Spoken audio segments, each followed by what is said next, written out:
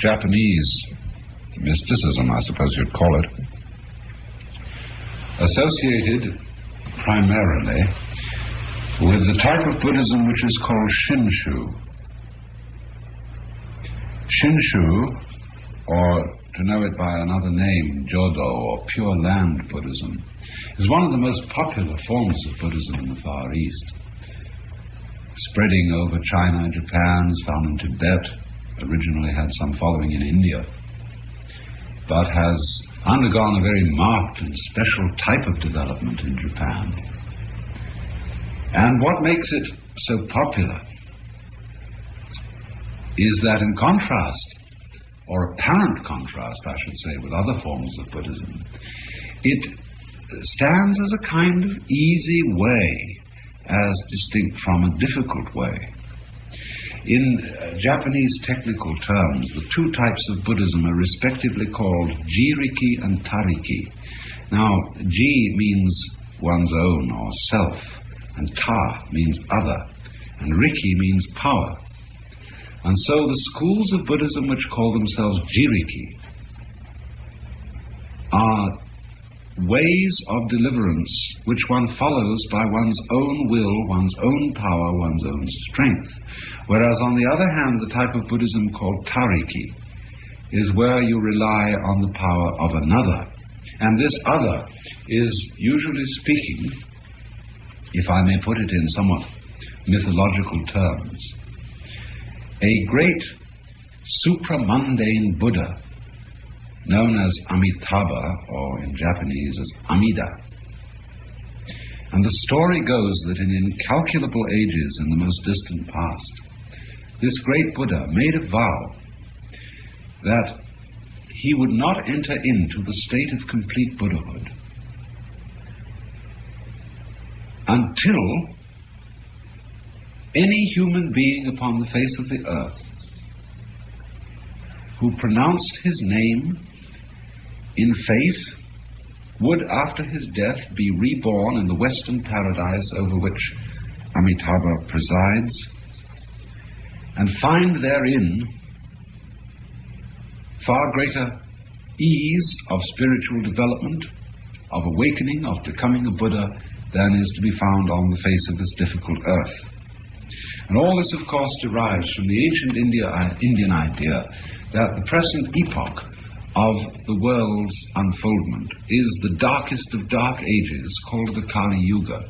And in the Kali Yuga, or the Mappo as Buddhists call it, it is peculiarly difficult to advance towards any kind of spiritual development, because it's an age of decadence, the end of which will witness the total destruction of the world prior to its remanifestation at some future time. And therefore, the story goes on to say that this great Buddha, Amitabha,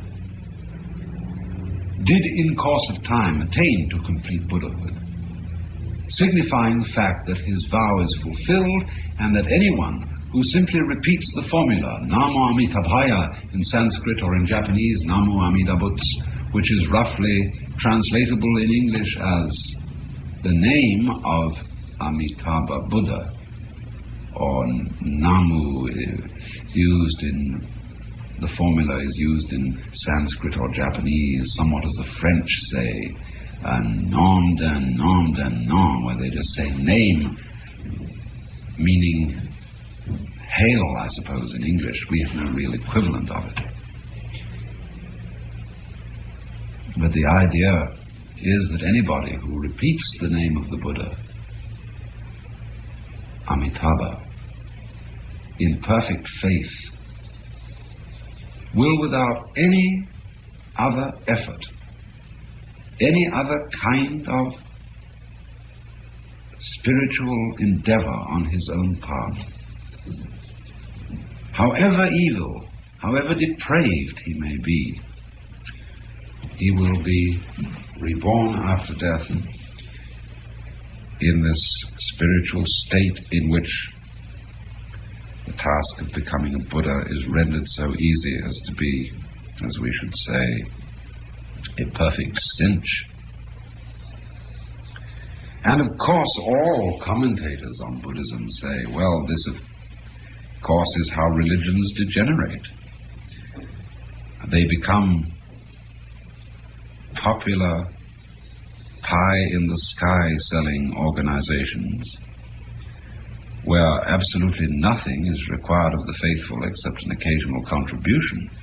And the easier you make it, in contrast to the other sects which make it more difficult, the more people will flock to your following, and the fatter the contributions will be, and it all ends up with the prayer wheel, where all you have to do is make the thing revolve. You don't even have to think about it, and incalculable supernatural merits are stored up on your behalf.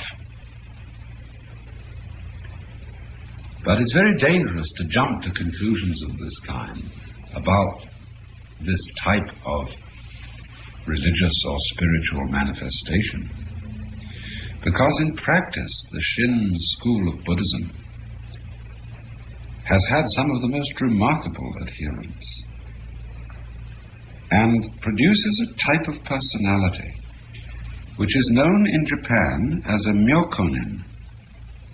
Literally translated, myokonin means a wonderful and fine man. That's just a literal translation which doesn't at all convey the sense of this kind of personality, the myokonin. But the myokonin, a man like Shinran himself, who founded the Shin school of Buddhism in Japan, is a man who has in a way understood the profounder meaning of the doctrine of this school. And perhaps before I talk about the personal characteristics of the myokonin, I should try and indicate what may underlie, what may be the deeper meaning of this seemingly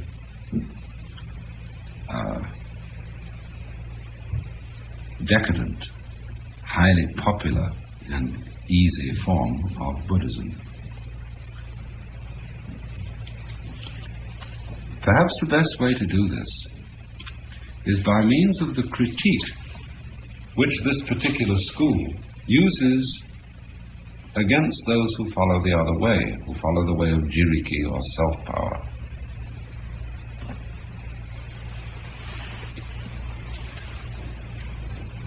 The followers of the Shin school would say that a person who attempts to make spiritual progress by his own efforts is battling against the worst possible obstacle to any progress at all. And that is that in thinking that he can do it himself, he's like a person trying to lift himself up by his own bootstraps. Or to put it in another way, he suffers from the pride of imagining that his own will, his own energy, is sufficient to change himself. After all, if he needs changing at all, it is precisely the character and the motivation of his own will and his own energy that needs changing. And how is this change going to be achieved? By that very will which so stands in need of change. To put it in the more usual language of this school of thought, they say that the average human being is so weighted down by karma, that is, if we put it into more modern terminology, we would say he is so fundamentally conditioned by his upbringing, by his social environment, by the temptations of the world, the flesh and the devil, that there's really nothing he can do to make himself any better. And everything that he does do is simply a manifestation of this same conditioning, masquerading like a wolf in sheep's clothing. Therefore, if the human being cannot transform himself, if he is to be transformed at all, he must rely on some power greater than his own.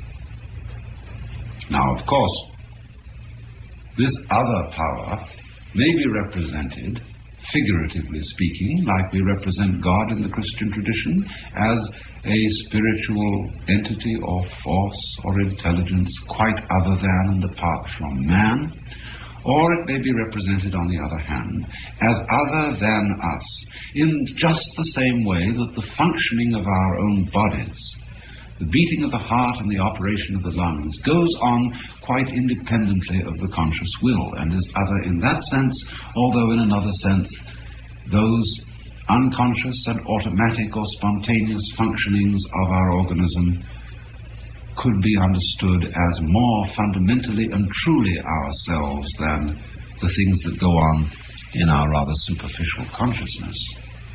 And if you interpret it in that latter way, the idea of tariki, or reliance on the power of another, is really reliance on something deeper in yourself than your surface consciousness. And that, I think, is the sense in which the profounder followers of this school of Buddhistic thought understand the doctrine. So the Myokonin, or, as I said literally, the wonderful fine fellow, is the kind of personality which this doctrine engenders. Now, what is he? He's the kind of person who has realized through and through the fallibility of his own humanity. He's the kind of person who knows himself thoroughly, who has a rather wry and humorous view of his own, shall we say, his own high motivations and ideals.